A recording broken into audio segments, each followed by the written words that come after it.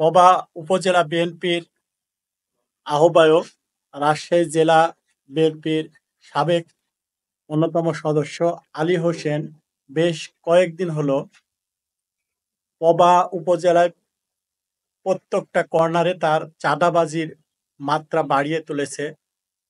এমনকি যারা এই বিএনপির দুর্দিনে রাজপথে থেকে দলের অক্লান্ত পরিশ্রমী নেতা, তাদেরকেও এই আলী হোসেন পেটোয়া আওয়ামী লীগ বাহিনীর সঙ্গে নিয়ে তাদের উপরে বিভিন্নভাবে অন্যায়ভাবে অত্যাচার করছে, চাঁদা দাবি করছে।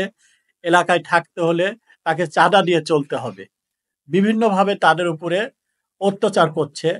হাট ঘাট মাঠ চাঁদাবাজি বাহিনী গড়ে তুলেছে। এক ত্রাসের রাজত্ব কায়েম করছে তিনি। এমনও বাড়িতে এলাকাবাসীদের বাড়িতে বাড়িতে গিয়ে দলীয় নেতৃবৃন্দদেরকে অতিষ্ঠ করে তুলেছে। চাঁদার মাত্রা বেশি দাবি করছে। এমতো অবস্থায় যেমন গত রাত্রে 16 তারিখ গত রাত্রে রাত 10:30টার দিকে তার চাঁদা পরিমাণ মাত্রা বাড়িয়ে দিয়েছিল এক ব্যক্তির কাছে, এলাকাবাসীর কাছে। চাঁদাটা দিতে অস্বীকার করায় তার পেটোয়া বাহিনী সহ বেশ কয়েকজন বিএনপি নেতারকে অত্যাচার করেছে এবং তাদেরকে আহত করেছে। এমতো অবস্থায় এলাকায় ব্যাপক চাঞ্চল্য সৃষ্টি হয়েছে।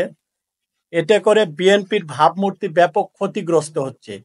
দেশনায়ক তারেক রহমানের ৩১ দফা বাস্তবায়নের জন্য যারা অক্লান্ত পরিশ্রম করছে, এই আলী হোসেন এই আওয়ামী পেটোয়া বাহিনী দিয়ে তাদেরকে সঙ্গে নিয়ে এই বিএনপিদেরকে উৎখাতের চেষ্টা করছে। এমতো অবস্থায় তার আমরা পারিলা, পবা এবং কাটাখালী পৌরসভা বিএনপি ও অন্যান্য অঙ্গ সহযোগী সংগঠনের নেতৃবৃন্দ অনতিবিলম্বে তার শাস্তি দাবি করছি।